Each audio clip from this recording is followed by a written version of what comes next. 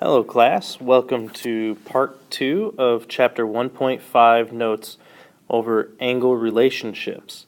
Now the next definition we're going to go over is complementary angles, which can simply be defined as two angles whose sum is 90 degrees.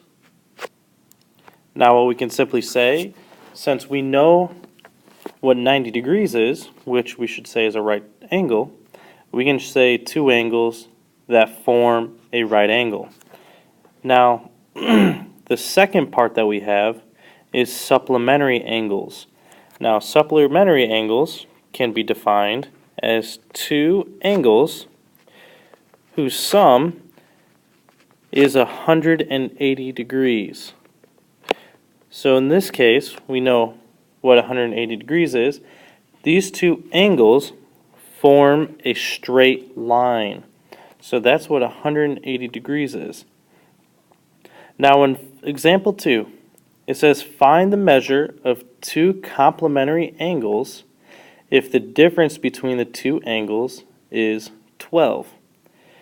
The first thing we're going to do is we're going to set up an algebraic system to solve for x. Now, we know that we have two complementary angles, and then we know the difference between the two angles is 12. So all we have to do is we are going to say the measure of angle B minus the measure of angle A is equal to 12. So we're saying we have two angles, angle B and angle A, and it told us that their difference is equal to 12. Now, in order for them to be complementary, we have to know that these two angles have to sum up to be equal to 90.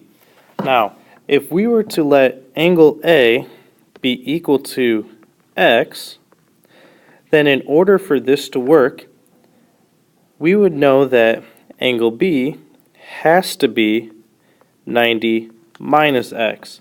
If we looked at a graph and we know that our angle is x, to get the rest of this, we have to take 90 minus x so that we get a right angle formed here. Now, what we're going to do is we are going to set that equal to 12. So the x represents angle A, the B is represented by 90 minus x.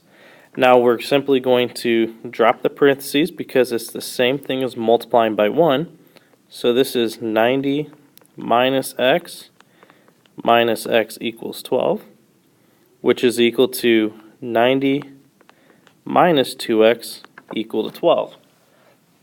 Now to solve algebraically, we have to get rid of the 90 first. We're going to move all the constants on one side and keep all the variables on the other. So we're going to subtract 90 from both sides. We'll get negative 2x is equal to negative 78. And now we have to divide both sides by negative 2. So we get an answer of x equal to 39. Now it says find the measure of the two complementary angles. So we've already figured out that angle A, that the measure of angle A is equal to 39 degrees because we said x is what angle A is going to be. Now to find the measure of angle B, we are simply going to subtract 90 minus 39. Since it said that A and B have to be complementary, they have to sum up to be 90. So our final answer gives us 51 degrees for angle B. Now we're going to go down to perpendicular lines, which can be simply defined as lines that intersect to form four right angles. Again, that's lines that intersect to form four right angles. Now to draw a diagram of two perpendicular lines, we need to create two lines that intersect. So first off, we're going to create line AB, and we will also create line CD. Now, the way that we would know that these are perpendicular to each other is if at one corner it tells us that we have a 90-degree angle by that square. Now, it only needs to tell us one.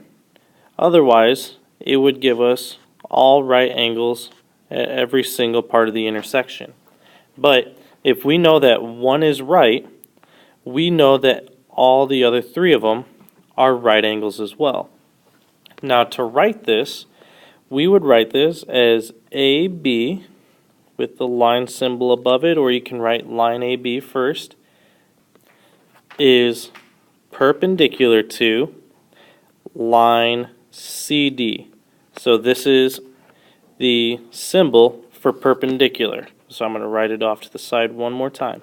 That is the symbol for perpendicular. Now we are going to move on in our notes to example 3 and example 4. So in example 3, it says given BE is perpendicular to AD, find X and Y. So it tells us that BE is perpendicular to AD. So that means that every time that BE and AD cross, it forms a right angle.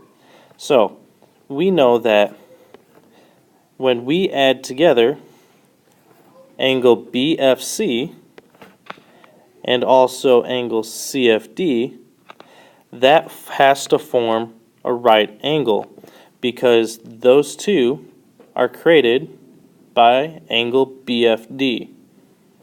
So in order to find those, we know that those two angles are complementary, which remember, complementary are 90-degree angles.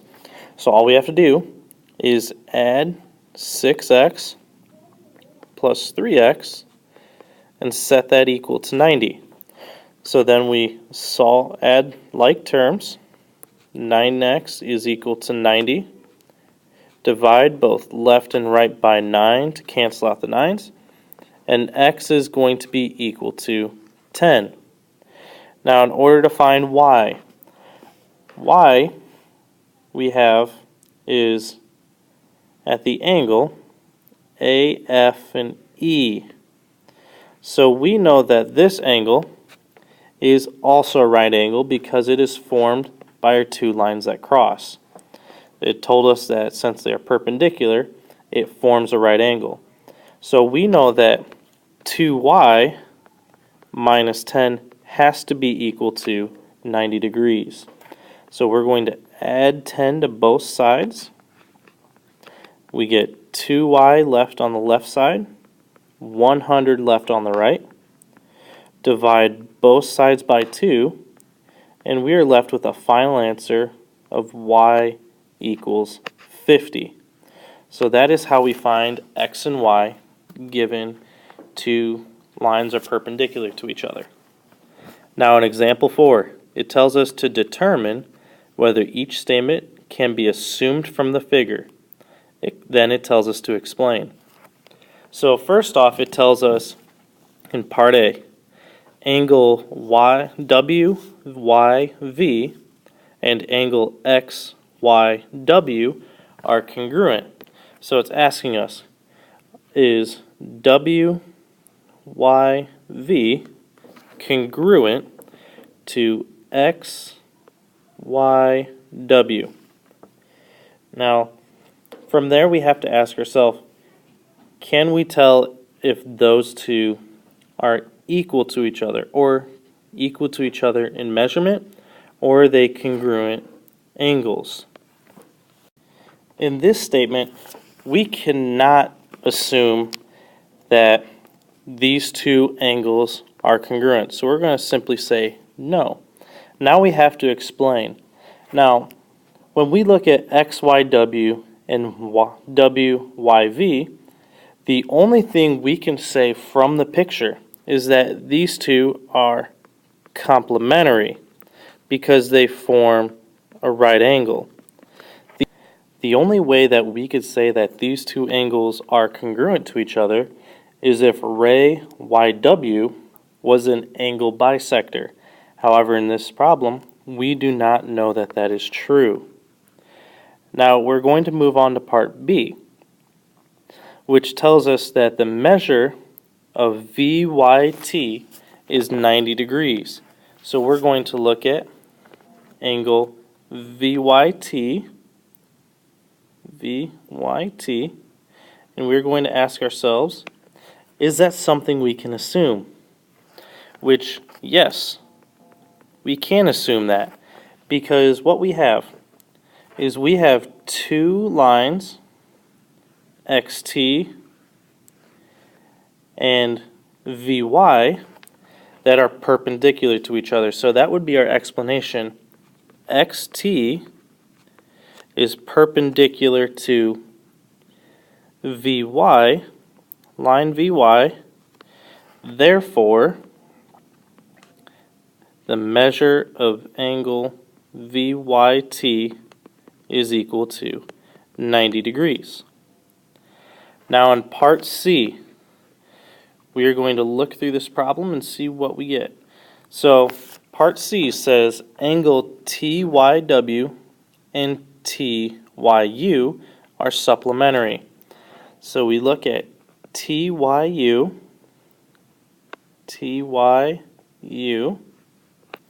and we also have TYW. So T, Y, and W. So we have these two angles right here. Now, we are looking at these two angles, one right there and one right down there, and we have to ask ourselves, are these supplementary? And we can say, yes, those two are supplementary because we have ray YU and ray YW are opposite rays. And we know that opposite rays form a straight line which are supplementary or create 180 degree angles. This is the end of the chapter 1.5 notes over angle relationships. Please make sure to store these in a binder or your folder or wherever you put them.